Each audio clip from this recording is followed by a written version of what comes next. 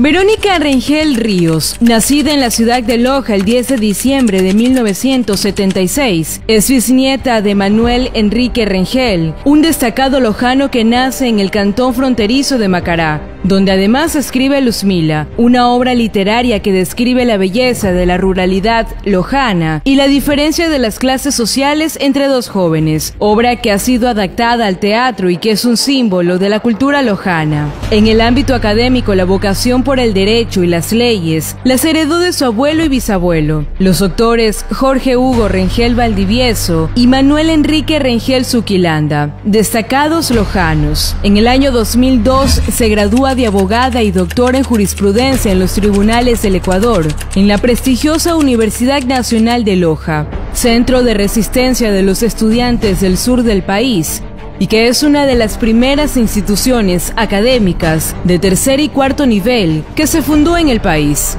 Licenciada en Ciencias Sociales, Políticas y Económicas en 1998. Para tiempo después, obtener su título como magíster en Derecho e Investigación Jurídica en 2014.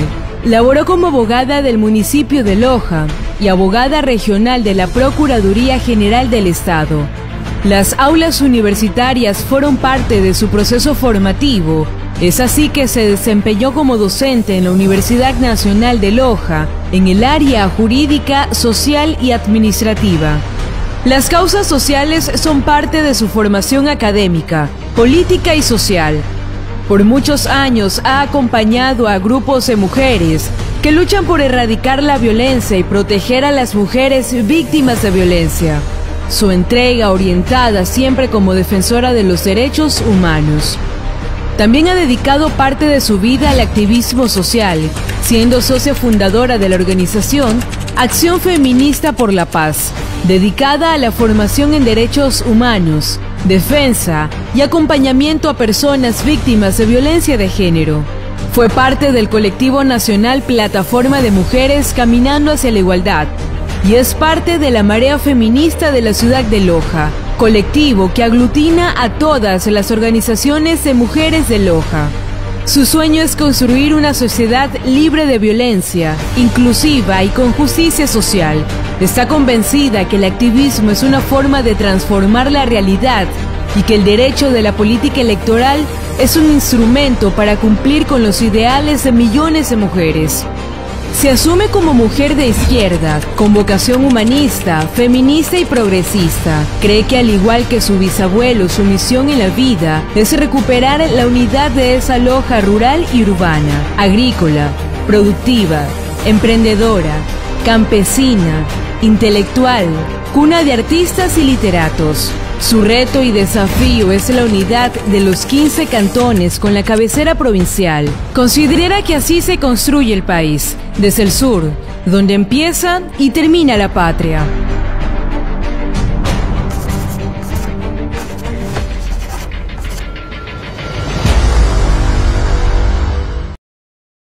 Mañana, 7 de febrero de 2021, tendrán lugar las elecciones en Ecuador.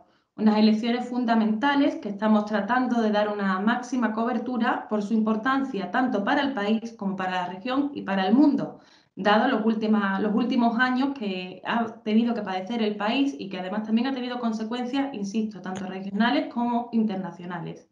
En ese sentido, y teniendo en cuenta que Ecuador tiene un 6,95 de población, la misma situación de migración, y que el segundo destino mayoritario es el Estado español, hoy hemos organizado un encuentro con Verónica Rengel, que es, como ya hemos presentado en la introducción, ella es candidata por Loja en Ecuador, junto con dos representantes de ecuatorianos en el Estado español, que son Alessandra Silva, ella es ecuatoriana, nacida en 1980 en la provincia de Santo Domingo. Junto a su familia emigró a la provincia de Chimborazo, donde estudió y aprendió las realidades de las poblaciones indígenas. Desde temprano se involucró en las causas sociales, participando en la Federación de Estudiantes de Secundarios del Ecuador. Fue presidenta del Consejo Estudiantil en el Colegio Milton Reyes, desde donde incursiona en la política. Migró, como miles de ecuatorianos, como hemos dicho, hace 22 años a España y es su coordinadora del colectivo Mujeres Migrantes y Revolucionarias. El 17 de noviembre asume la coordinación de UNES Europa. Ha trabajado muy de cerca con las organizaciones sociales de mujeres, de campesinos, de trabajadores, lo cual ha formado en ella una profunda conciencia de las desigualdades sociales, razón por la cual su lucha es constante y ha sido y será enfocada en la justicia social, la equidad y la soberanía para los pueblos. Su disciplina y coherencia política se complementan con sus cualidades personales como son la honestidad, la solidaridad y el amor por el pueblo.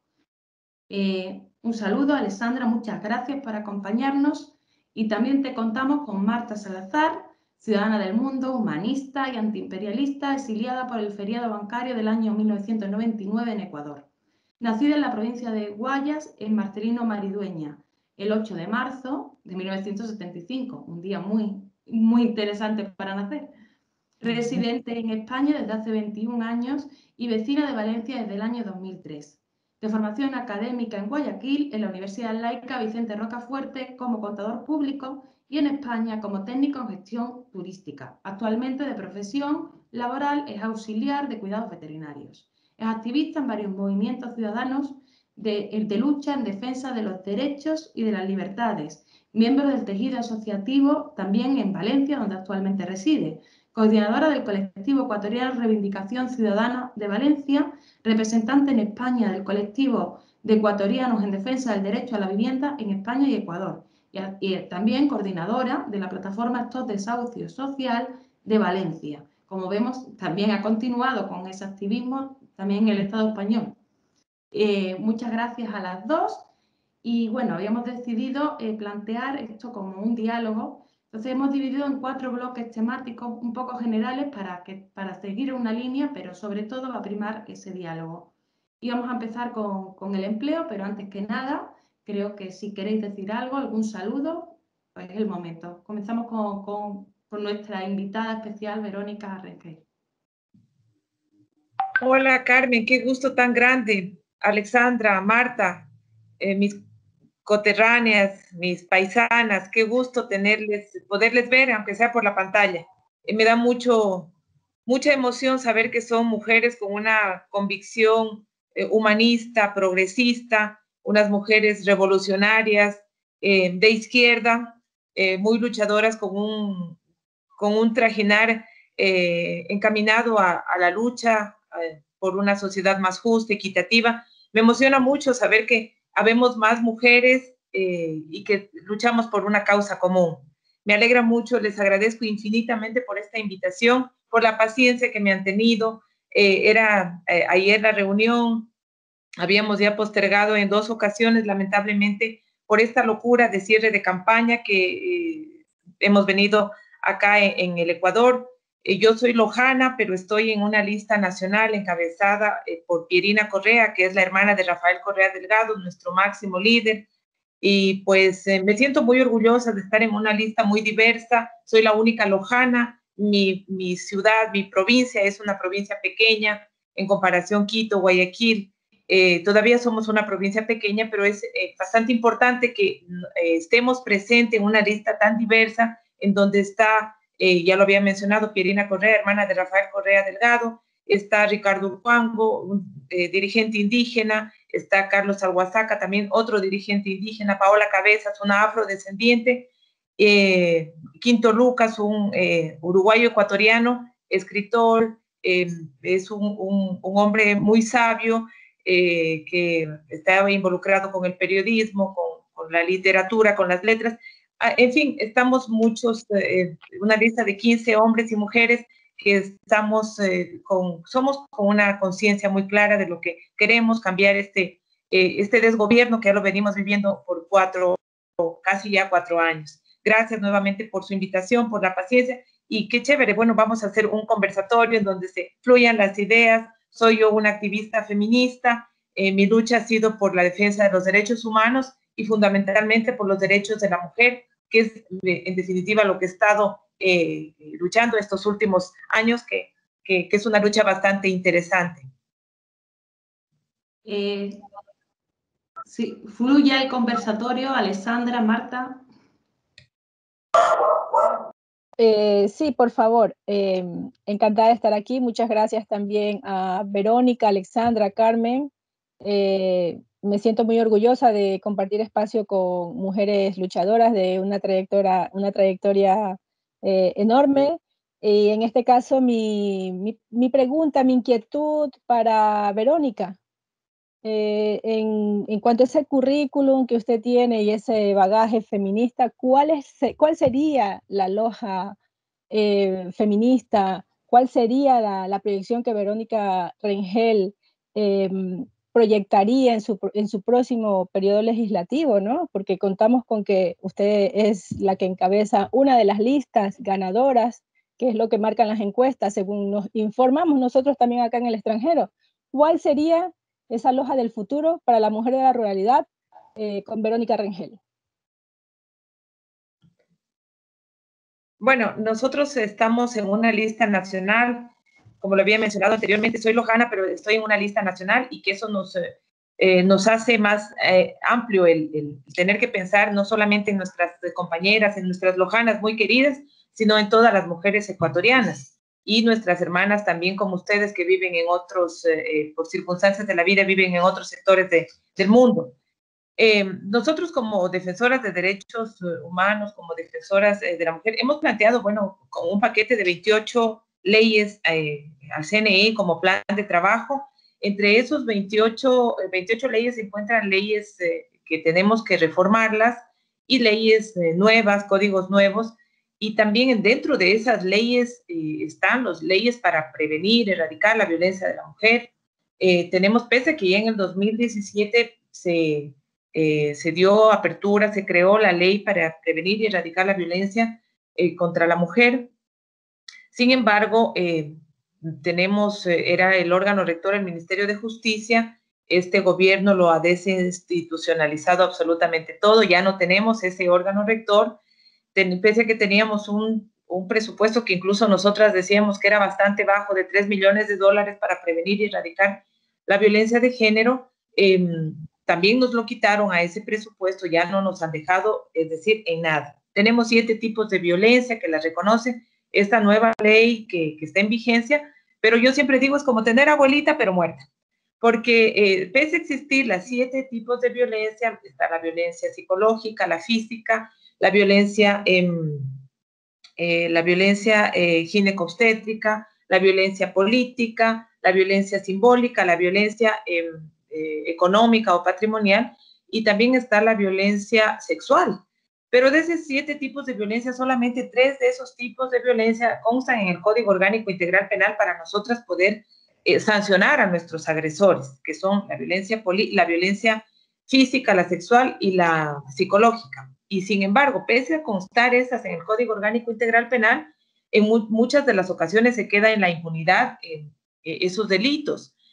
Nosotros necesitamos que sea parte también del Código Orgánico Integral Penal la violencia política y la violencia ginecobstétrica, de la que somos víctimas la mayoría de mujeres. En el caso de la violencia política, las mujeres que estamos o que hemos decidido hacer una vida política, un trabajo político, estamos muy expuestas, sobre todo en las redes sociales, estamos expuestas por los supuestos comunicadores sociales, en donde se meten con nuestra vida privada, se meten con nuestra familia, en sí con el ánimo de evitar que nosotras como mujeres sigamos activando políticamente, y que es muy importante que nosotras estemos en espacios de toma de decisiones importantes. Es necesario que estemos ahí. El mismo hecho de ser mujeres, de ser madres, de ser hijas, de ser esposas, de ser compañeras, hermanas, nos hace ver con una visión más amplia, en donde necesitamos estar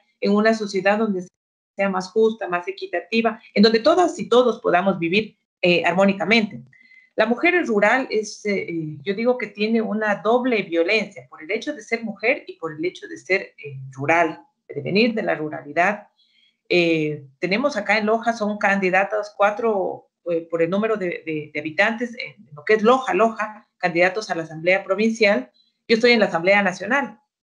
Y dentro de nuestra lista encabeza una mujer, y en el tercer espacio está también otra mujer, y es de la ruralidad, que a nosotros nos ha llenado de muchísima emoción que nuestro movimiento, nuestro movimiento político ha reconocido el trabajo de la mujer joven y el trabajo de la mujer rural. Para nosotros es muy importante que esté ahí y fuera magnífico que llegara a ocupar un puesto en una curul, porque nadie más que las mujeres de la ruralidad viven esa realidad en donde tienen que despertarse su mamá, su papá, su mamá prepararle el rancho a su papá para que vaya a trabajar en la agricultura. Es otra realidad distinta a la nuestra, como estar en la ciudad, en donde que de una u otra forma tenemos mayores comodidades. Entonces, sería muy importante que estén en esos espacios mujeres y mujeres de la ruralidad. Nosotras creemos que, como les había manifestado, que por el hecho de ser una mujer rural, tiene una doble vulneración, es doblemente violentada, pero necesitamos nosotras hacer leyes en favor de las mujeres. Todavía vemos que existen brechas en la cuestión laboral. Se ha visto, nuestro compañero Andrés Arauz, el candidato presidencial, él nos habla solamente con números, y es bueno porque todo se basa en estudios. Y se ha determinado que todavía existe una gran brecha en lo laboral con las mujeres. A nosotras nos siguen llamando asistentes y a los hombres les llaman asesores, cuando es por poner un simple ejemplo, cuando cumplimos exactamente las mismas funciones. Y de hecho, nosotras como mujeres se ha determinado que somos más detallistas, estamos somos incluso hasta más perfeccionistas que los mismos hombres, estamos más atentas, y sin embargo ganamos un 25% menos que ellos, determinado con estudios. Aquello debe de cambiar. El Ministerio de Trabajo debe convertirse en un ente rector en donde determine las funciones que cumplen los hombres, las mujeres, y ver el sueldo que está ganando cada uno de ellos para que haya una igualdad en el tema laboral. Vemos que todavía existen también problemas en las pensiones alimenticias, que es también un tema mucho de defensa de derechos humanos, porque no solamente se vulnera a la mujer, sino también a las niñas, a los niños, a los adolescentes. En muchas de las ocasiones, el padre de familia no es que deja de pasar los alimentos al hijo porque es un mal padre. Hay que tomar en cuenta que, sobre todo en este gobierno nefasto en el que estamos viviendo en Ecuador, ha sido un gobierno del desempleo, de la desocupación, de la violencia. Somos uno de los países más violentos de Latinoamérica, y bueno, con todo aquello se ha creído conveniente, hemos conversado con nuestro compañero Andrés Arauz, Carlos Rabascal, con nuestros compañeros candidatos a la Asamblea, que es necesario que la relación de padres e hijos no se la pierda por el hecho de las cuestiones de pensiones alimenticias. Muchas de las veces se rompe ese lazo familiar entre padres e hijos, no precisamente porque su padre es un irresponsable, sino que desgraciadamente se quedó sin trabajo. Estamos planteando la posibilidad de que la seguridad social asuma asuma esa responsabilidad de seguirles pagando mensualmente a los niños, niñas o adolescentes de hijos de padres que se quedaron sin trabajo, que no tienen trabajo, y sería ya una deuda entre el papá y la seguridad social, de tal forma que los niños, las niñas, los adolescentes no se queden sin su mensual, sino que sea la seguridad social que le pase mensualmente a esa mamá, que tampoco esté preocupada de estarlo persiguiendo el papá con la policía para cogerlo preso, para que pague sus pensiones, sino más bien que le siga pasando la mensualidad, y después sea el papá que se arregle con la seguridad social. Habrán medidas, me imagino, prohibición de salida del país, etcétera, etcétera, para que el papá también pueda cumplir con esa responsabilidad que tiene con sus hijos. Tenemos muchísimo por hacer con las mujeres todavía, aquello de tenemos que romper tabúes, tenemos que estereotipos, necesitamos la educación, necesitamos una educación sexual en donde sí se meta el Estado, porque el Estado es responsable de la educación. Pero ahí es cuando nos saltan los grupos ultraconservadores en que nos dicen: con mis hijos no te metas. Es necesario que el Estado esté frente a la educación. Necesitamos activar las nuevas masculinidades. Es necesario que los niños sean sensibles, que crezcan con una sensibilidad en donde los niños puedan jugar con muñecas, que los niños puedan llorar, se nos ha dicho que los niños no lloran. Históricamente se nos viene diciendo que los niños no deben llorar, cuando es necesario, porque son seres humanos y van a tener momentos alegres y también momentos muy duros, muy difíciles, y es necesario que el hombre llore, que los niños aprendan a llorar de acuerdo a su sensibilidad, y necesitamos también que los niños puedan jugar con muñecas, porque algún día van a ser papás, y necesitamos unos padres protectores, unos padres amorosos, unos padres que puedan construir una mejor sociedad. Tenemos mucho que hacer en este ámbito de los derechos de las mujeres. Necesitamos también tener libertad sobre nuestros cuerpos. Necesitamos tener espacios de donde podamos mejorar nuestra actividad académica, nuestra actividad laboral. Tenemos la necesidad de vivir libres y sobre todo seguras. Es preocupante que en nuestro país se cerró en el 2020 con más de 70,000 llamadas al ECO 911 solamente desde marzo del 2019, del 2020, perdón, en la época de que inició la pandemia. Cerramos con 118 femicidios en el 2020, que son cifras realmente alarmantes para nosotras las mujeres. Todavía vivimos una inseguridad bárbara, que solamente las que somos mujeres conocemos lo duro que es ser mujeres. Salir solas a la calle es un peligro y en nuestro país se ha convertido realmente en un peligro tenaz. Yo sé que la violencia es en todo el mundo, sobre todo contra nosotras las mujeres, pero en el Ecuador ahora se ha visto uno de los países más peligrosos y con más número de femicidios en el año que cerró. Gracias. No sé si tal vez quedó alguna compañera. Sí, qué gusto compartir con ustedes este diálogo, ¿no? La verdad, mucho gusto, Verónica, mi querida compañera Marta y la compañera de columna que nos ha invitado a este diálogo. La verdad que sí es verdad, ¿no? Lo que nos dice: quien no conoce Loja no conoce mi país. Tengo el honor de conocer aquella provincia muy bonita de Macará, Pindal, donde la gente realmente necesita la ayuda de nuestros legisladores para crear una ley en aporte y en la economía y la seguridad de nuestros queridos compatriotas quienes cultivan la tierra. Es muy importante saber, y nos hemos dado cuenta alrededor del mundo, que la alimentación, la soberanía alimentaria es necesario, que nosotros tengamos nuestros productos, digamos, volvamos a cultivar. De hecho, se ha perdido mucho los cultivos andinos, ¿no? Como es los mellocos, las ocas, las mayuas, las habas. Entendamos que es importante y es esencial que se siga cultivando nuestros cultivos autóctonos, porque son esas raíces, esas semillas nuestras que no tenemos que importar ni exportar las semillas. Entonces, yo creo que es una gran lección que nos deja esta pandemia, esa lección de construir un producto netamente de allí, del Ecuador, ¿no? Es igual, si hablamos de Macará, podemos hablar del mejor arroz del mundo. Si hablamos de Pindal, hablamos de donde que hay muchas cuestiones de lo que es el maíz. Si hablamos también de Zapotillo, allí podemos hablar igual del maní. Entonces, es enriquecedor conocer el país, haber caminado, haber conocido desde, digamos, del Carchi al Macará, desde el mar hacia la selva, y eso nos crea una conciencia social a las personas. Nos vemos cómo vivimos nosotros antes de un proceso progresista en el país. Entonces, por eso es las corrientes, ¿no? Por esta corriente de UNES, ¿no? La unidad, el progresismo.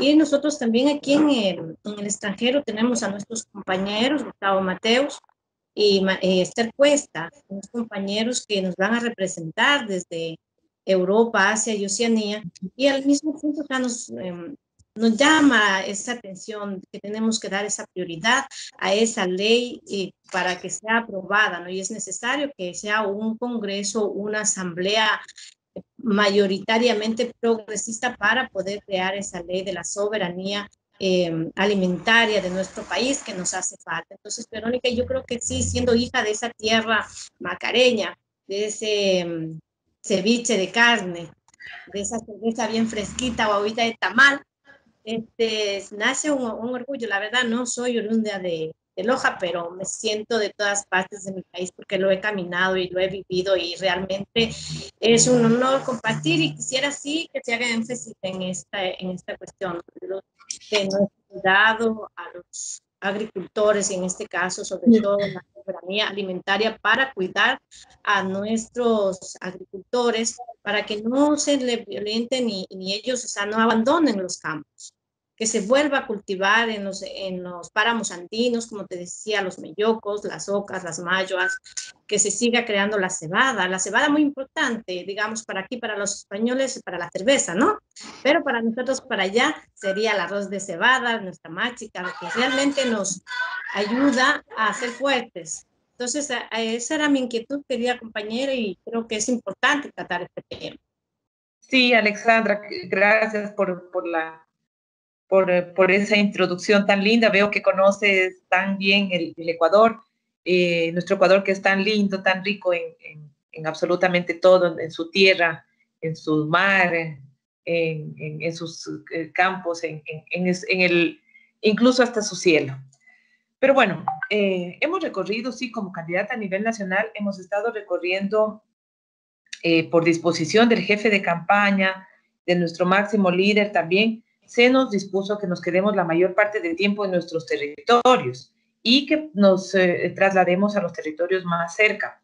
Yo tuve la oportunidad de estar en los 16 cantones de mi provincia de Loja, tenemos 78 parroquias, había lugares en que, les soy honesta, no había conocido de mi provincia de Loja, y esta campaña me ha hecho, sin lugar a dudas, una mejor ser humana. He podido ver las necesidades que hay en cada rincón de mi provincia de Loja. Tuve la oportunidad de viajar también a la provincia del Oro, que es una provincia cerca a la de Loja. También estuve en la provincia del Guayas, en donde pude recorrer tanto con mis compañeros Pierina Correa en Guayas y con mi compañero Carlos Víctor Zambrano en la provincia de El Oro. Y hemos podido ver que una de las principales, sin lugar a dudas, esta pandemia nos ha podido dejar ver que el sector agropecuario ha sido aquel sector que le dio el pecho a las balas en esta pandemia.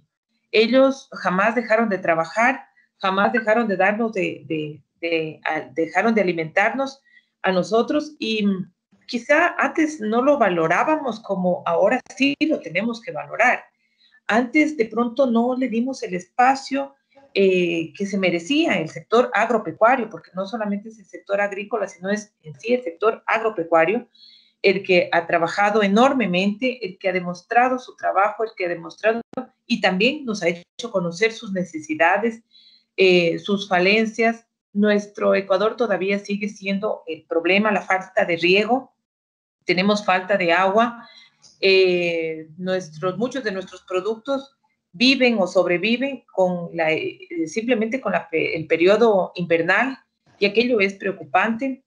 Hemos visto que otro de los problemas muy fuertes que tiene el sector agropecuario es también los intermediarios que se dan para poder sacar a la venta sus productos, pese a que en la mayoría de casos contamos con unas vías de lujo que nos dejó Rafael Correa, pero que sin embargo no se ha hecho el debido tratamiento a esas vías que este desgobierno de más de 3 años ha dejado en muchas de las vías todavía, que incluso con el periodo invernal se vienen a destruir, que necesitan un mantenimiento, no se lo ha hecho por parte del gobierno, que también es parte del problema para poder sacar la producción de estos agricultores, de este sector agropecuario. Sin embargo, necesitamos que una vez que seamos gobierno, nosotros hemos creído conveniente que se tiene que declarar en emergencia, una emergencia de riego, tiene que declararse el Ecuador en una emergencia de riego, tiene que haber agua suficiente para poder regar nuestros productos. necesitamos también que leyes que puedan permitir que ya no intervengan los intermediarios que están haciéndole tanto daño a nuestro sector productivo. Hemos creído también que, sin lugar a dudas, tenemos que proteger el sector agropecuario e industrial. Aquí también va la industria. Tenemos que considerar que el Ecuador, claro, hay una ricura de productos, como ya los había mencionado Alexandra, que ya me dio hasta ganas de comerme la ensalada de melloco. Tenemos 6 productos que son fundamentales en nuestro país y que generan estos 6 productos 500,000 o cerca de 500,000 plazas de empleo. Me refiero a la leche, al arroz, al maíz, a la carne de res, a la carne de pollo y a la carne de cerdo. Son 6 productos muy importantes en los que se da más en nuestro país. Pero sin embargo hemos visto también que pese a que nosotros tenemos una ricura de maíz, sobre todo en la provincia de Loja, hay una producción de maíz increíble. Vemos que nuestros productores de maíz han sufrido en este desgobierno el hecho de que, pese a nosotros producir muchísimo maíz, se les ha comprado, se ha hecho convenios o acuerdos con vecinos países en donde obviamente el maíz les va a salir más económico comprar en el vecino país y nuestro producto se queda ahí. Entonces necesitamos nosotros leyes o códigos que permitan concretar acuerdos comerciales que sean negociados obviamente con una soberanía, con dignidad, con una soberanía alimentaria y con creatividad para poder proteger al sector agropecuario e industrial, porque necesitamos proteger a esos 2 sectores, al agropecuario, a los sectores agrícola, ganadero, al sector pesquero, y también necesitamos proteger a nuestra industria. Entonces estamos conscientes de aquello y tenemos que hacer leyes, como es nuestro trabajo, legislar y fiscalizar. Nosotros estamos conscientes de que tenemos que hacer leyes que protejan al sector agropecuario, al sector industrial y sin lugar a dudas que permitan concretar, como les dije, estos acuerdos comerciales que sean negociados con soberanía y dignidad, porque nuestro sector necesita soberanía y dignidad.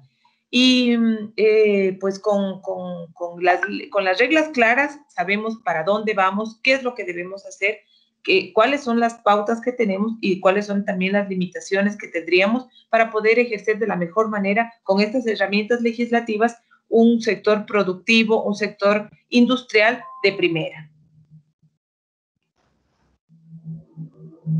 Claro.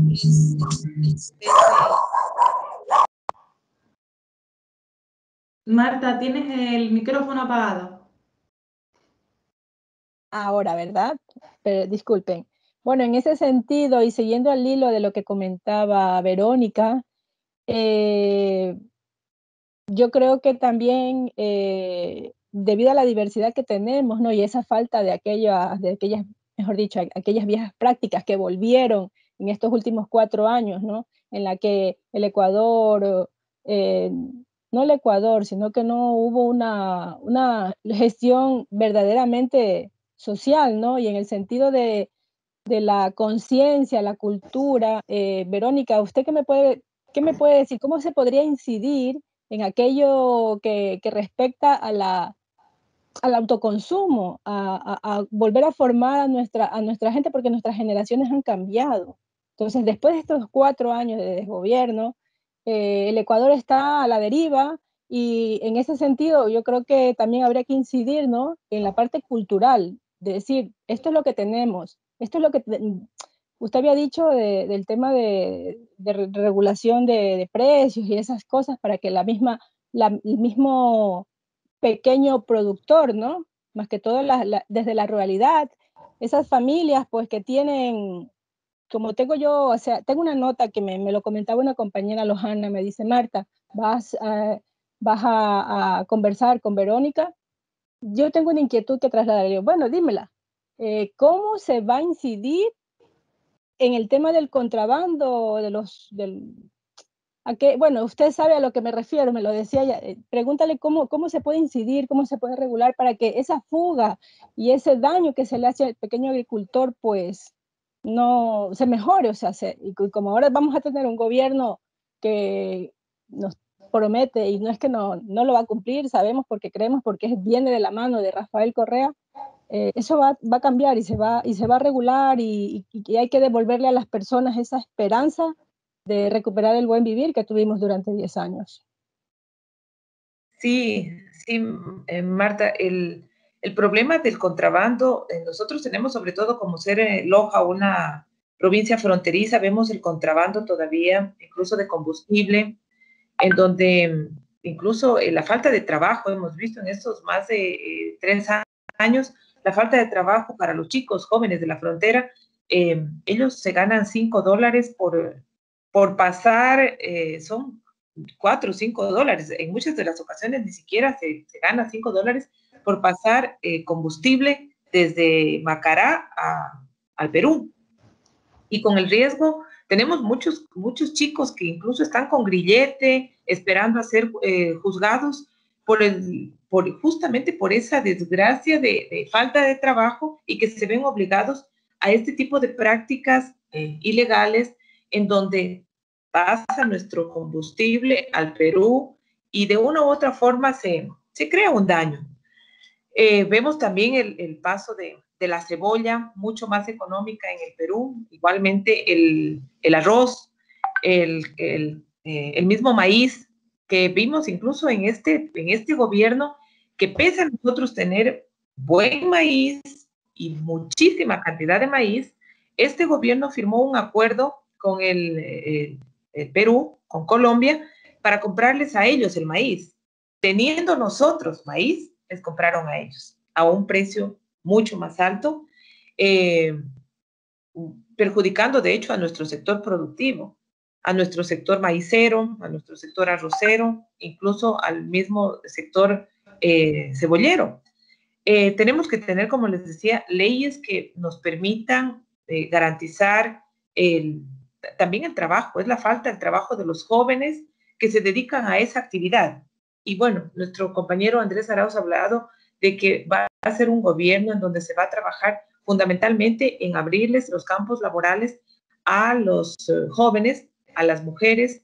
Y bueno, cuando hablemos del tema laboral, ya lo señalaremos también, qué sectores deben ser insertados, que son sectores muy importantes y que han sido vulnerados y discriminados incluso históricamente. Pero bueno, hablando del tema que estamos conversando ahora, de lo que es evitar esa fuga de nuestros productos o que vengan productos con unos precios más bajos, supuestamente más bajos, y que ocasionan mucho daño. Tienen que haber los aranceles, tenemos que ver ahí ya en el tema de aranceles, que no puede venir cualquier producto cuando nosotros lo tenemos que educar, lo decía muy bien Marta, en la época de Rafael Correa se educó muy bien a la población, el consumir lo nuestro, el vestir lo nuestro.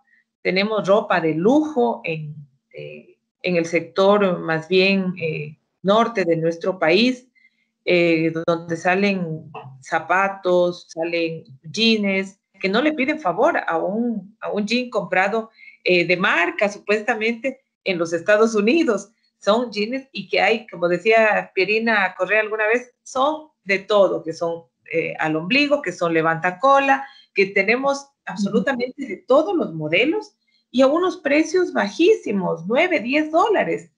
Pero sin embargo, esa cultura que tenemos de extranjerismo, de preferir los productos del extranjero, cuando nuestros productos son de mejor precio y de mejor calidad. Creo que deben existir políticas que nos permitan también educarnos a la población para preferir comprar lo nuestro y que más bien nos permita este producto nuestro exportarlo, de que vean la calidad que tenemos, que se da en el Ecuador, no solamente de ropa, sino también ponerle valor agregado a la producción. Nosotros somos un país que da mucha leche y claro, los productores de leche también se quejan del precio en que lo venden, que tal vez nos hace falta ponerle un valor agregado.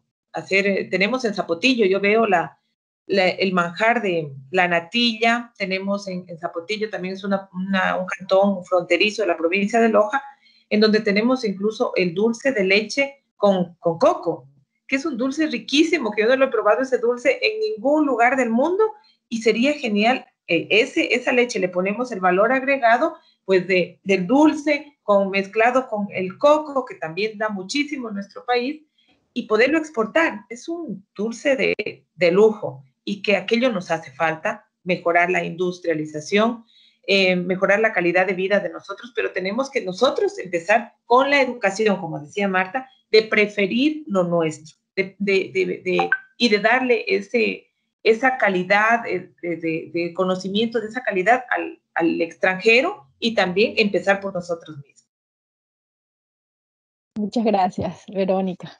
Gracias a ustedes, Marta. Sí, como compañeras, ¿cómo se llama? Como estamos en esta locura, ¿no? El día de mañana, organizándonos también aquí nosotros desde el exterior. Bueno, yo quería extenderle este saludo fraterno y decirle, compañera, que son realmente la esperanza de todos los ecuatorianos. Esta lista de UNES, la Unión por la Esperanza, es la palabra que se buscó en busca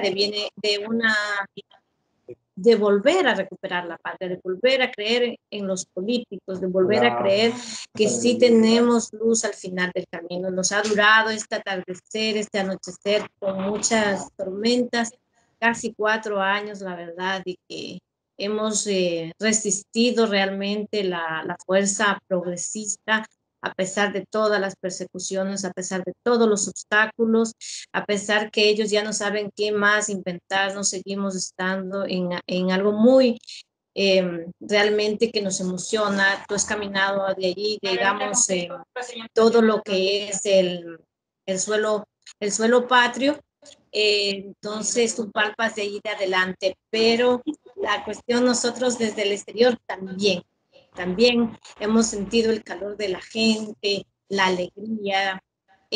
Muchas veces algunos nos dicen antes eran verdes y ahora son naranjas, se han madurado, ¿no? Entonces con esa esperanza renovada, compañera, pues fuerza, ánimo, y esa asamblea de la esperanza vuelva a recuperar lo que habíamos perdido, sobre todo volver a tener en cuenta la Constitución, ¿no? Respetar esa plurinacionalidad, esa pluriculturalidad de nosotros los ecuatorianos. Me despido, un abrazo inmenso. Realmente yo, pues como buena parlamentaria, me quedaría aquí todo el tiempo, pero por cuestiones de que tenemos que seguir cumpliendo, pues no puedo. Queridas compañeras, muchísimas gracias, ánimo, fuerza, valentía, y un abrazo inmenso para ese pueblo lojano que nos dejan también una enseñanza muy grande.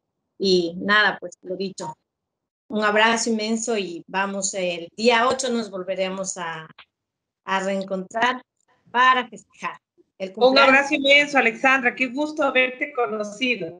Te envío un abrazo grandote. Igualmente.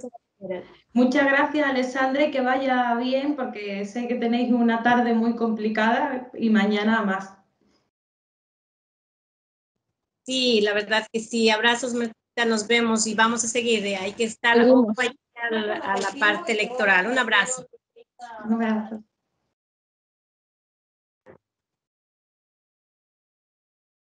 Bueno, pues continuamos. Estamos también en la víspera de las elecciones y es normal también que estamos como podemos, vamos todos un poco.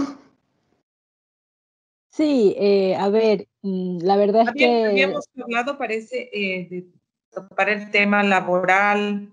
Sí. Que quisiera contarles en el tema laboral lo que pensamos hacer. No sé si puedo ya iniciar o de pronto tienen alguna otra duda. Perfecto. Yo por mi parte, adelante, pero sin embargo me gustaría también, si Carmen tienes alguna inquietud, tú desde esa vista de la revista. Bueno, desde la revista y también como persona preocupada y que sigue la actualidad, sí, pero estáis un poco respondiendo mucho a las preguntas que también se pueden tener desde fuera, porque se ha conocido siempre, bueno, hemos conocido, por supuesto, la Revolución Ciudadana, se vivió también desde aquí todo lo que suponía Rafael Correa, también lo que supuso, y a mí eso es verdad que es un tema que a mí me interesa mucho, también a nivel regional, las alianzas que se establecieron cuando toda esa época de los gobiernos que se llamaban los gobiernos progresistas latinoamericanos, y esa esperanza que no solamente era para la región, sino que también sentimos en el resto del mundo. Y en ese sentido sí que a mí me interesaría saber cómo ves, o cómo veis también, que puedan volver esas relaciones internacionales y regionales, y cómo eso puede suponer también un refuerzo en el momento y en el contexto en el que estamos ahora, que es diferente al que había hace unos años. Sí, Carmen, qué bueno hablar del tema de la unidad de los pueblos latinoamericanos, que es tan importante. En la época de Rafael Correa hicimos un segundo, Verónica, ¿puedes ponerte un poco más para el centro? Porque se te cortaba un poco la cara. Ahí está bien. Sí, bueno, les decía que es muy importante retomar la unidad de los pueblos latinoamericanos. Mientras más se fortalezca la unidad latinoamericana, es mucho más fuerte o difícil destruirlos. Y mientras estemos, mira que teníamos la sede de UNASUR, era incluso en nuestro país, también ya fue echada al suelo todo aquello. Habían proyectos importantes, incluso eléctricos, con el vecino país de Bolivia, y todo se fue a la basura. Este gobierno quitó todo aquello que tenía o que olía a progresismo, a unidad latinoamericana. Se alió con nosotros, debemos de reconocerlo, pusimos a Lenín Moreno, pero siempre decimos que es la banca que lo compró, el gran imperio a través del Fondo Monetario Internacional, y aquello nos ha hecho mucho daño a nosotros, como, no solamente como ecuatorianos, sino como latinoamericanos. Nosotros estamos conscientes de que tenemos que fortalecer esa unidad latinoamericana, que tiene que volver a estar latente. UNASUR, tenemos que poder, mira que tenemos en la época de Rafael Correa, él sacó a una base de los Estados Unidos que estaba en Manta. Estaba con un convenio que se venía desde el tiempo de Yamil Maguad, y que Rafael Correa cumplió con lo establecido en la ley, en lo que es el derecho internacional, y antes de cumplirse ese acuerdo, él empezó con los trámites para dar por terminado aquel acuerdo y sacó a la base de Manta de nuestro país. Ahora tenemos una base militar también frente a las Islas Galápagos, sin ningún acuerdo. O sea, aquí es tierra y mar y cielo de nadie. Aquí ha hecho este gobierno nefasto, con la complicidad del gran imperio, han hecho lo que les ha dado y venido en gana. Aquello tenemos que nosotros poner orden. No puede estar bases militares en nuestro país, no podemos ser alcahuetes de la desgracia, ni del acoso a nuestros hermanos países, menos aún de nuestro hermano país Venezuela, de ninguno. Tenemos que dejarle la autonomía a los pueblos para que ellos también, la autodeterminación de los pueblos, que no podemos meternos en las decisiones que tome Venezuela, Cuba, Colombia, Perú, ninguno de nuestros países, pero es necesaria la unidad de estos pueblos. Nos vienen aires de libertad, nos vienen aires de mucha esperanza al saber que en Bolivia está ya un gobierno progresista, se ha ganado con una mayoría, el MAS. Tenemos un gobierno como el de Fernández en Argentina, que también nos da unas muy buenas esperanzas de poder reanudar estas relaciones con los hermanos países de Latinoamérica. Necesitamos afianzar relaciones con otros países como Venezuela, como Cuba, como el mismo hermano Perú, que está tan cerca a nosotros, Colombia. Se vienen aires de progresismo, y nosotros tenemos que apostarle a toda esa fuerza progresista de América Latina para poder estar unidos, fortalecidos, y poder vencer al gran imperio que tanto daño nos ha hecho históricamente. Nosotros le apostamos todavía a esta lucha de los pueblos latinoamericanos en unión. Vemos que Chile nos dio una gran lección.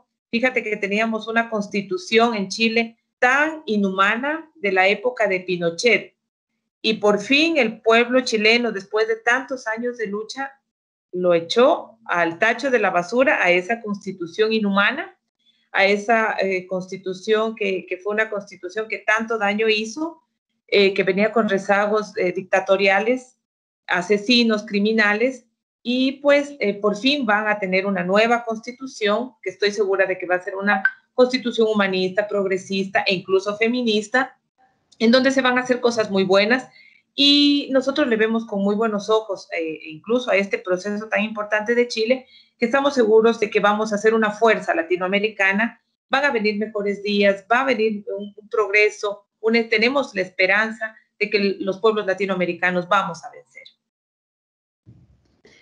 Pues si Marta está de acuerdo, como habíamos planteado varios temas concretos también para hablar un poco de medidas concretas de cara a esa más que yo creo que vamos a dar por hecho ya esta victoria, pues podríamos empezar por eso. Estábamos hablando de 4 ejes fundamentales que eran el empleo, la educación, la sanidad y la industria. La industria ya lo habíamos topado, me parece que nos falta. Sí, porque eso entró por otro sitio, pero por ejemplo sí sería interesante también, aparte del empleo y de la educación, que de la educación también hemos hablado un poco, la cuestión de la sanidad, también en el contexto que estamos ahora mismo de pandemia, y bueno, creo que sería importante también recalcar qué planteamientos hay también de cara a la lucha contra la situación actual también de pandemia mundial. Bueno, nosotros hemos visto también en esta pandemia, fíjate que en nuestro país, en plena época de pandemia, los médicos salían a las calles a gritar y a pedir que necesitaban sus equipos para protegerse en esta pandemia, que yo siempre digo, no fue solamente una pandemia sanitaria, sino fue una pandemia neoliberal, en donde dejaron ver el peor rostro de este gobierno, que poco y nada le importó. Murieron muchos de nuestros médicos en el Ecuador por falta de equipos, por falta de protección. El Ecuador fue uno de los países que enfrentó a la pandemia de la forma más vergonzosa, no solamente en Latinoamérica, sino en el mundo. No sé que era una enfermedad nueva, una crisis nueva, pero vemos cómo otros países lo enfrentaron con una forma más responsable. Incluso los tan criticados Venezuela y Cuba lo enfrentaron de la mejor forma, a diferencia del Ecuador, que se jactaba sus relaciones incluso con los Estados Unidos, que también fue la forma también, de los países que afrontó muy vergonzosamente la pandemia. Fíjate que en la mayoría de países de Latinoamérica e incluso del mundo, mandaron a encerrar a las personas, nos mandaron a confinar, pero había un bono para aquellas personas que viven, tenemos en el Ecuador personas que viven del diario, vendiendo aguas, vendiendo refrescos en la calle, que tienen un promedio de $3 de ingresos diario. Esas personas se fueron a confinarse sin tener que comer. Y este gobierno no le importó absolutamente nada. Más bien fue la oportunidad para los grandes negociados. Se dio una canasta que en dólares era una canasta que costaba ni siquiera $80, pero ellos la pasaron por $350 o $380. No recuerdo los valores exactos. Pero es terrible. Es el caso Ocles, que también este gobierno, la fiscalía de nuestro país, no ha hecho absolutamente nada al respecto para investigar. Se lo manejó de la forma más miserable, más vergonzosa a la pandemia, y nosotros hemos creído, bueno, lo primero que va a hacer Andrés Arauz en se habla de los primeros 15 días de gobierno, él lo manifiesta más pronto, él dice la primera semana de gobierno, a través del registro social, que obviamente ese registro social también tendrá que ser revisado porque hay personas que se encuentran en este registro social que no deberían tener bonos ni nada por el estilo. Es por ello que se tiene que hacer también una revisión minuciosa para que tengan que obtener los $1,000 que él habla para reactivar la economía. Es un bono que se les dará a aquellas familias que estuvieron confinadas de extrema pobreza, que en otros países se les dio un mensual. Recuerdo que en Argentina les pasaba un mensual de $100 mientras estaban confinados, en confinamiento, y que era de una u otra forma una ayuda por parte del gobierno. En el Ecuador no se dio absolutamente nada, y Andrés Arauz cree conveniente que se debe de dar por una sola vez $1.000 a 1 millón de familias, 1 millón de personas, para que puedan de una u otra forma reactivar este problema que lo vienen arrastrando desde la pandemia. Será por una sola vez, porque se tiene otros planes para el empleo, se tiene otros planes para reactivar la economía de nuestro país, pero esa sería, digamos, la primera inyección para poder reactivar este sector que ha sido tan vulnerado, que son los sectores demasiadamente pobres. Las vacunas también, hablado de, ya incluso pese a todavía no ser el presidente constitucional de nuestro país, él ya ha hecho los acuerdos con importantes casas comerciales, incluso ya se ha llegado a acuerdos con la misma Argentina para poder tener la vacuna a un número bastante importante que pueda cubrir a una población bastante significativa de nuestro país. Tiene que haber la prevención, tiene que hacerse el seguimiento, tiene que haber la minuciosidad para poder manejar esta pandemia, sobre todo esta pandemia, que es lo que tenemos ahora de urgencia sanitariamente, y también no despreocuparnos. Hemos creído conveniente que se debe reactivar también la salud mental, pues esta pandemia nos ha dejado ver que han habido suicidios incluso de niños, niñas y adolescentes, sector adulto también. El hecho de estar los chicos, las chicas, los niños, las niñas encerrados en sus casas, con una educación vía telemática, ha causado muchos problemas emocionalmente. Necesitamos reforzar lo que es la salud mental, en donde estén presentes psicólogos, psiquiatras, que de una u otra forma puedan ayudar a esta crisis sanitaria en la que estamos pasando mundialmente, pero que la situación emocional ha afectado a muchas de las personas, sobre todo niñas, niños, adolescentes, mujeres. El estar confinados nos ha traído también muchos problemas de violencia de género, y se tiene que reactivar también la salud mental, que ha estado bastante descuidada. Marta, si quieres. Sí, al hilo de esta cuestión, ¿no? Hemos topado un poquito el tema de la salud. Como bien ha dicho Verónica, ¿no? Es indescriptible, o sea, ya los calificativos se nos agotan con lo que pasó en este mal gobierno, ¿no? Y el peor rostro, como ha reseñado Verónica. El tema de nuestros adultos mayores es bastante sensible en estos tiempos de pandemia y lo que se va llevando, porque hay que tener en cuenta que la realidad es esa, que las pensiones de nuestros adultos mayores son el sostén de esas familias que están totalmente a la deriva, porque al haberse generado justamente en este año 2020 que pasó la mal llamada ley humanitaria, ¿no?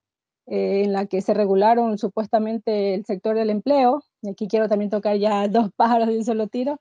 ¿Qué nos puedes comentar, Verónica, con respecto a eso? El tema de nuestros adultos mayores, el sostén para esas familias y esa generación de desempleo que acarreó la mal llamada ley humanitaria. Bueno, esta ley inhumana, porque de humanitaria no tiene absolutamente nada.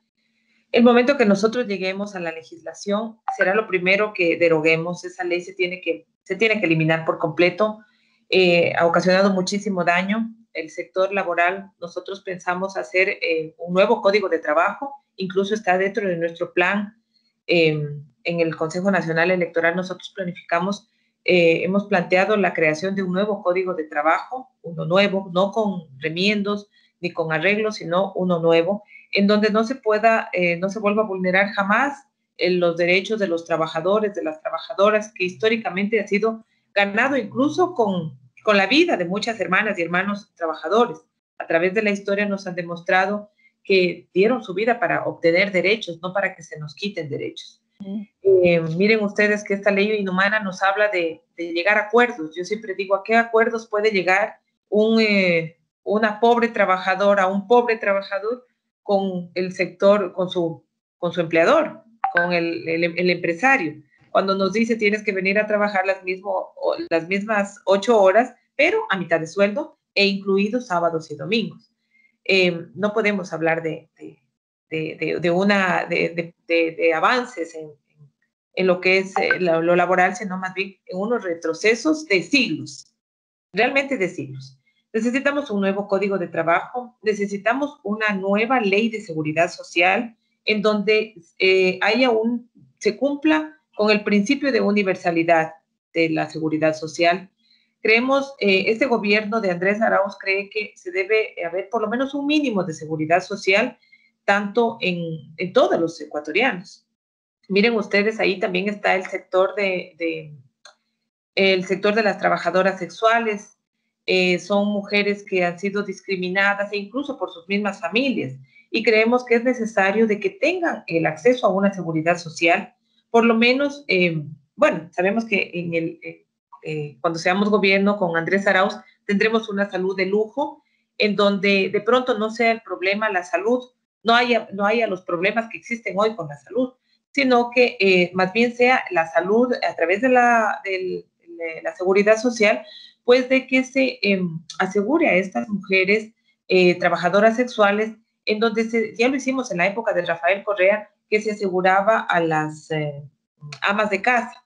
Y claro, la seguridad de la que hablábamos era de que le dé acceso a una jubilación digna y que tenga por lo menos un acceso a un crédito hipotecario. La salud lo habíamos topado porque ya contaríamos con un sistema de salud de lujo como era el de Rafael Correa, y ahora lo vamos a mejorar con Andrés Arauz, para no colapsar la seguridad social, sino que esas trabajadoras sexuales, al igual que los trabajadores y las trabajadoras informales, tengan acceso a una jubilación digna, y que tengan acceso también a créditos hipotecarios, que puedan tener su departamentito, su casita con un aporte mínimo, y que tengan con un aporte mínimo, como lo hacen las amas de casa, también esos mismos derechos, esos mismos beneficios.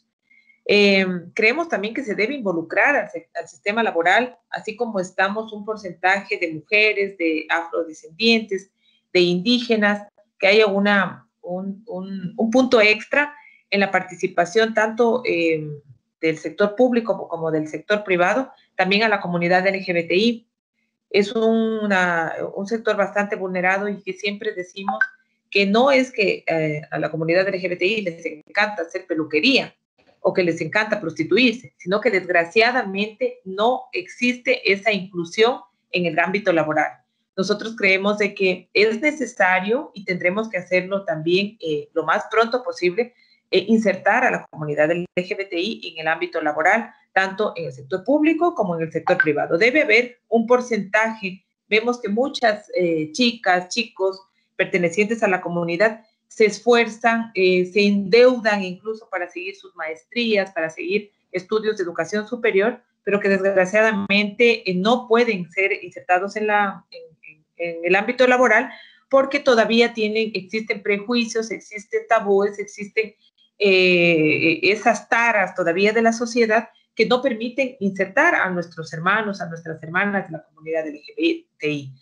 Es bastante importante considerar que el gobierno de Andrés Arauz ha manifestado que será un gobierno humanista, un gobierno progresista y también un gobierno feminista. Y en aquello hay que resaltar la lucha que nosotros como feministas venimos haciendo por defender los derechos humanos. Y dentro de los derechos humanos están los adultos mayores, necesitan tener una vida digna, más aún cuando han venido de procesos de un trabajo sexual complicado, que en sí incluso han sido juzgados por la sociedad e incluso por sus familias. Necesitamos que tengan por lo menos sus últimos días, sus días de la tercera edad, de adultos mayores, tengan estas personas una vida digna, una vida más tranquila, en donde puedan tener algo más de armonía en su bienestar, su vida, tener algo de felicidad. Eso, compañeras. En relación con, aunque ya ha salido un poco, a nivel de educación, hay algunos planes para aumentar, digamos, la capacidad, no solamente de los sectores más vulnerables, sino en general de la sociedad a una mayor formación y a una mejor formación. Sí, por supuesto. Nosotros creemos, dentro de las reformas que hemos planteado también en el plan de trabajo, está la reforma a la Ley Orgánica de Educación Superior. Seguimos insistiendo de que debe haber debe haber el examen de ingreso, debe mantenerse el examen de ingreso, pero debe ser acorde a las necesidades o a la carrera que vaya a seguir esa o ese estudiante. Entonces, porque ahora como que es muy, muy amplio el examen y que de pronto deja fuera a chicas, a chicos que quieren estudiar tal o cual carrera. Necesitamos revisar ese examen de ingreso, que sea un examen de ingreso acorde a la carrera que vaya a seguir esa chica o ese chico que desean continuar sus estudios universitarios. Necesitamos también, como dije, tener un mínimo de excelencia. Tenemos que tener excelencia tanto en el sector que quiere ingresar a la universidad, como también tienen que ser continuamente evaluados los profesores universitarios y los profesores tanto de escuelas como de colegios. Si necesitamos, si queremos excelencia en los alumnos, también necesitamos excelencia de docentes. Deben de ser evaluados constantemente. Vemos que lamentablemente existen docentes que escriben con faltas ortográficas y aquello debe cambiar. Necesitamos excelencia para nuestros alumnos, necesitamos protegerlos también a nuestros estudiantes, protegerlos también a nuestros maestros, a nuestras maestras, y deben de ser las leyes claras que puedan asegurar una educación de calidad, tanto para los estudiantes, así como también una seguridad para los docentes cuando cumplan con las reglas también del juego, porque también deben ser evaluados de parte y parte. No podemos exigir solamente evaluar a los alumnos cuando no exigimos también excelencia en la docencia. Yo trabajaba en la Procuraduría General del Estado, en donde tenía todavía juicios de docentes, de escuelas, de colegios, que habían sido cambiados de escuelas, de colegio, porque existía un acoso, no solamente sexual, sino una vulneración de derechos a niñas, a niños, por el simple hecho de que les cayó mal a la profesora un niño o una niña. Y nosotros debemos de garantizar la integridad también de esos niños, de esas niñas. Necesitamos una excelencia de docentes, en donde también se califique, se evalúe su capacidad emocional. No podemos permitir que estén personas que tienen problemas emocionales afrontándose a nuestra niñez, a nuestra adolescencia, que son los momentos tal vez o quizá más decisivos de la vida de un ser humano, la primera infancia, qué sé yo. Tenemos que evaluar a esos docentes, tenemos que mejorar la calidad de vida de ellos, de los docentes también. Aquel docente que es bueno necesita una muy buena remuneración y también necesita una jubilación digna, el haberle entregado su vida, sus mejores años a la niñez, a la adolescencia, necesita tener también una jubilación también quizá incluso más pronto, porque el afrontarse a la niñez, a la adolescencia a diario, es enfrentarse también tener a otro hogar, donde tenemos que estar frente a 20, 26 niños, niñas, adolescentes. Es muy duro y aparte de eso ir a afrontar a nuestro hogar, se tiene que mejorar la calidad de vida también del docente, siempre y cuando también se someta a las reglas de excelencia. Perfecto, me gustaría ahí, con respecto a la educación, si de pronto para los ecuatorianos residentes en el extranjero, para aquellas compañeras de nuestros colectivos que por aquel entonces no tuvimos que dejar el Ecuador y que muchas nos tocó darle un vuelco a la vida y bueno, en ese sentido, en estos países de acogida no hemos podido desarrollarnos cultural ni continuar nuestros estudios, ¿no? Por decirlo así, yo era de profesión auditora y no he practicado aquí por las normas que nos regulan cada país, ¿no? En ese sentido también le voy a hablar en primera persona porque en mí se reflejan unas cuantas. hace 2 años empezó un programa de educación superior para las ecuatorianas y ecuatorianos residentes en Europa, en España, en cualquier, no sé cuál fue el ámbito de aplicación de este programa. Y claro, al parecer no ha tenido el éxito que debería de ser, porque sé que, según me comentan compañeras que están estudiándolo, será la primera y la única promoción de las que promocionaron, valga la redundancia. Entonces, en ese sentido, ¿qué planes podría haber? Porque independientemente del tema de homologación de títulos y todo lo que tiene que ver con las profesiones que se dejaron y que se puede y que tienen esos convenios bilaterales nuestros países de acogida, por ejemplo, en este caso España con Ecuador, ¿qué nos puede contar Verónica al respecto? Bueno, hay que tomar en cuenta también que en este gobierno se acabaron las becas. Vemos a compañeros y a compañeras becarios que no se les pasa su mensual ya desde hace mucho más antes que inicie la pandemia. Aquello es muy preocupante porque conversaba con algunos jóvenes, con algunas jóvenes migrantes que están por cuestiones de estudios superiores, que se ganaron una beca y que lamentablemente estos chicos, estas chicas incluso se han visto obligados a vender su ropa para poder sobrevivir. En el mejor de los casos, cuando sus papás han podido hacer un crédito hipotecario acá en el Ecuador para poderles solventar sus gastos cuando aquello le compete al gobierno del Ecuador, hemos visto un despelote en en todos los ámbitos. Andrés Arauz ha hablado de que su gobierno también se reactivarán las becas, pero las becas con dignidad para los becarios, en donde se les pase el mensual para que puedan vivir con sus familias, en el caso de becarios que van con su esposa, con sus hijos, en donde se les facilite su vida, pues porque ellos están estudiando en otro lugar e incluso van a volver en algún momento a nuestro país para dar lo mejor que aprendieron en aquel lugar. Se van a reactivar las becas. Andrés Arauz ha hablado de que las becas va a ser el gobierno también de las becas. Se tienen que en el caso de estas, se tiene que fortalecer los convenios bilaterales con otros países para que nuestros hermanos que están en esos países tengan la facilidad, incluso los que no pudieron seguir estudiando en la universidad, se fueron graduados de bachiller, tengan la oportunidad de a través de convenios bilaterales poder seguir sus estudios en otras universidades del extranjero y que también la oportunidad de las becas para lo que es estudios de cuarto nivel. Se ha hablado, Andrés Arauz lo ha hablado que será el gobierno de las becas. Volverán las becas y eso nos lo dice a cada momento, es parte del eslogan de su campaña, volverán las becas y aquello tenemos que reforzarlo. En el momento que seamos gobierno, justamente ustedes como comunidad de ecuatorianos en otros países, debemos de ahí sí estarnos comunicando permanentemente para poder reactivar estos acuerdos, estas ofertas que estamos dándolas ahora en campaña, tenemos que hacerlas realidad una vez que seamos gobierno.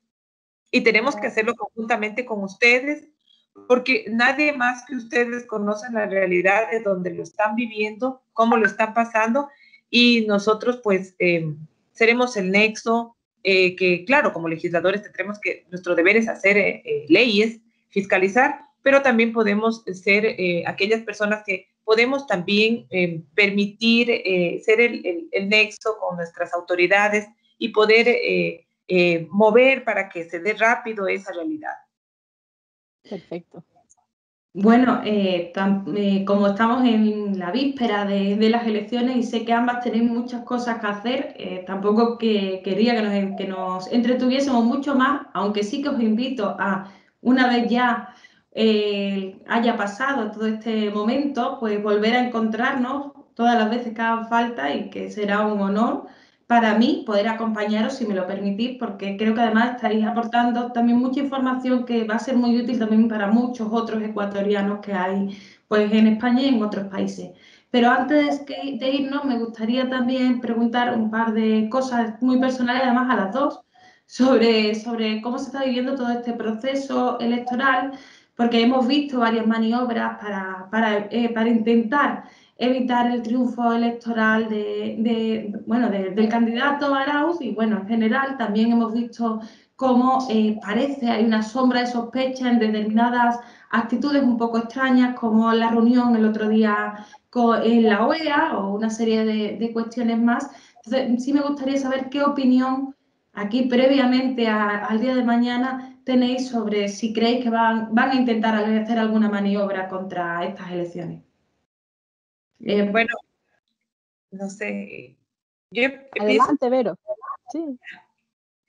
Bueno, nosotros hemos recorrido, como les manifestaba, tuve la oportunidad de recorrer los 16 cantones de mi provincia de Loja, he recorrido parte de la provincia del Guayas, que es muy, muy grande, tuve la oportunidad de hacerlo con Pierina Correa, y también recorrí parte de la provincia del Oro, recorrí el cantón Huaquillas, Machala, Santa Rosa y Arenillas, que también es una provincia fronteriza. Y hemos visto, tuve la oportunidad, llegué a las 2 de la mañana, les comento, desde Quito, en el gran cierre de campaña que tuvimos en Quito, que fue fabuloso, paralizamos Quito, estuve también el miércoles, el lunes, me parece que fue, el lunes estuve en Guayaquil, en el gran cierre de campaña en Guayaquil, paralizamos Guayaquil, estuvimos más de 10,000 personas en las calles, fue una locura, sin lugar a dudas somos una fuerza, progresismo en el Ecuador somos una fuerza, estamos segurísimos de que vamos a ganar, en votos vamos a triunfar, nos lo dicen las encuestas, nos lo ha dicho la gente, a cada lugar que vamos, somos una fuerza inmensa, pero sin lugar a dudas la OEA no es que sea, es preocupante primeramente las conversaciones, las visitas que ha hecho este gobierno inútil, con sus grandes alcahuetes como aquellos, la OEA. La OEA no es que sea la gran ayuda. Yo siempre digo, no olviden lo sucedido en Bolivia, con la complicidad de la OEA. Es como pedirle al Fondo Monetario Internacional que cuide la economía de los pueblos latinoamericanos. Es como pedirle al ratón que cuide el queso. Yo no confío personalmente en la OEA, es por ello que se ha pedido, menos aún, con la presencia de Almagro frente a la OEA. Yo creo que con Insulza era como que más coherente, se llevaba con mayor seriedad la OEA. Con Almagro es un peligro, es realmente un peligro. Sin embargo, yo pienso que se ha pedido la participación, la vigilancia, donde estén presentes otros organismos internacionales como la Comunidad Europea, como la misma Organización de Naciones Unidas, en donde estén presentes organismos internacionales, muchos más organismos internacionales que puedan garantizar la democracia en el Ecuador. Hemos pedido, estamos nosotros atentos a aquel fraude que ya se viene previsto desde el momento en que se proscribió a Rafael Correa como candidato nuestro, al candidato del progresismo. No olviden que está condenado por una sentencia que ha sido una influencia psíquica. En pleno siglo XXI tenemos una sentencia de Ripley, una sentencia incluso vergonzosa como Ecuador. Yo siempre digo, en los años 70 era el Plan Cóndor en los países latinoamericanos, donde desaparecían, donde torturaban, donde mataban a todas aquellas personas que pensaban diferente. Ahora tenemos la guerra judicializada, en donde se encuentran judicializados todas aquellas personas que piensan diferente. Tenemos a nuestro compañero Virgilio Hernández, Paola Pavón, con grillete en los pies, sin ningún delito, ya van más de un año, con un grillete en los pies, sin determinar por qué delito están siendo juzgados. No entendemos. Tenemos un expresidente por influjo psíquico sentenciado. Tenemos a un compañero vicepresidente que todavía sigue siendo el presidente, que lo encerraron y le quitaron la vicepresidencia. Entonces, tenemos mucho temor a que haya un fraude pero sin embargo vemos la gran fuerza que somos. Estos 2 días de cierre, tanto en la sierra como en la costa ecuatoriana, hemos demostrado de que somos la gran fuerza progresista, de que vamos a ganar las elecciones. Los votos, las encuestas, absolutamente todas las encuestas, incluso las de la misma oposición, nos dice que somos los triunfadores. Pero tenemos que estar atentos de este gran fraude que se lo viene llevando a cabo desde hace mucho tiempo, y tenemos que defenderlo con todo lo que sea necesario. Si es posible, si es necesario, nosotros tendremos que salir a las calles nuevamente a defender la dignidad de los ecuatorianos, y lo tendremos que hacer incluso dando nuestras vidas. Estamos dispuestos a absolutamente todo por dejar un país con democracia, con dignidad, con futuro.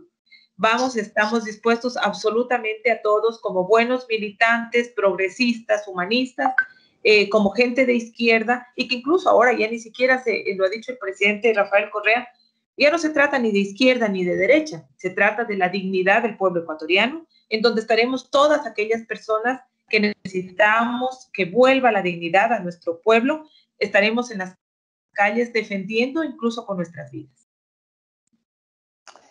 Bueno, yo sí que quería acotar a lo que había comentado Verónica, es que desde aquí, desde el extranjero, estamos con, no la preocupación, porque estamos vigilantes, ya hemos incluso generado desde la incidencia de tendencias de nuestro compañero Rafael Correa, aquel comunicado que sacó en su tweet en el que nos decía, atentos, que desde el exterior el conteo de escrutinio se quiere hacer desde Ecuador. Entonces, claro, eso es una violación, vamos, en toda regla de un derecho, violación al Código de la Democracia. Entonces, desde aquí, pues bueno, estamos esperando, tenemos ya los lineamientos de nuestra jefatura de campaña, y la verdad es que seguramente lo tienen claro, y lo que nos queda únicamente es empoderarnos y no dejar pasar eso, porque el cuerpo consular de aquí lo tiene claro, quiénes son los que violan la justicia ecuatoriana, y a partir de ahí, pues lo que tendrán que enfrentarse si eso se llega a dar. Entonces, esa es la inquietud que podría transmitirles a modo así general, independientemente de otras cuestiones, porque los cuerpos consulares están aquí tramando, y bueno, ya hoy es sábado, y hasta ayer la constante llamada y preocupación de la ciudadanía a estos cuerpos consulares para informarse, porque lo que hay es desinformación total, intentando pues desconvocar al voto, y como lo ha dicho Verónica, lamentablemente para ellos, pues este progresismo es fuerza y traspasa fronteras. Eso es.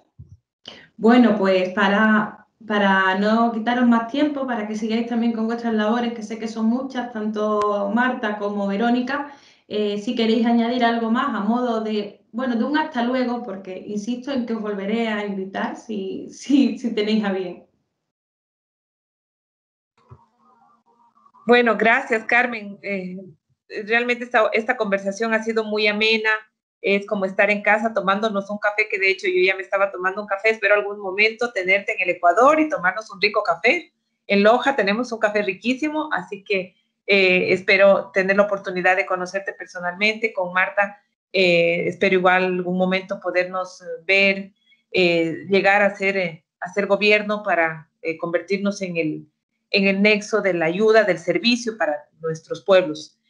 Y sí, pues nosotros lo que tendría que decir que con la Revolución Ciudadana, con el liderazgo de Rafael Correa Delgado, pudimos demostrar al Ecuador y al mundo que es posible las grandes transformaciones sociales. Con planificación, con proyectos, logramos las grandes obras que se ven plasmadas en cada rincón de nuestra patria, que las dejó la Revolución Ciudadana con Rafael Correa Delgado.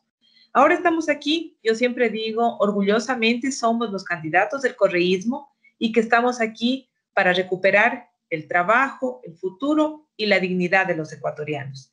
Estamos optimistas, venceremos el día de mañana con una sola vuelta. Las encuestas nos lo dicen, la acogida que tenemos en cada lugar que vamos es espectacular. Estamos seguros de que vamos a vencer en una sola vuelta, y en una sola vuelta muy similar o quizá mejor a la de Bolivia, con el MAS. Esperamos mañana estar así de felices, de alegres, celebrando el gran triunfo del progresismo en el Ecuador. Les envío un abrazo fuerte desde Ecuador, desde mi provincia de Loja, un abrazo fraterno para ustedes. Muchas gracias, Verónica. Bueno, pues yo también agradecerte por tu tiempo, a la revista La Comuna, pues también por la apertura que siempre nos da y por permitirnos siempre estar allí informando de la otra realidad, de aquella prensa mercantilista, ¿no?, que calla. Yo quiero cerrar con una frase que la llevamos muy, muy, muy en el corazón y como nos dice nuestro querido Rafael Correa, estamos condenados a vencer. O sea, mañana es una fiesta democrática en la que los ciudadanos ecuatorianos y ecuatorianas, con convicción por el futuro de nuestras familias, por la vida, por nuestra dignidad como ecuatorianos en el exterior, aquí en Valencia, vamos a vencer, y en Europa y el mundo también. Muchas gracias, compañeras. Seguimos. Muchas gracias a las dos y nos vemos muy pronto, ya en Victoria.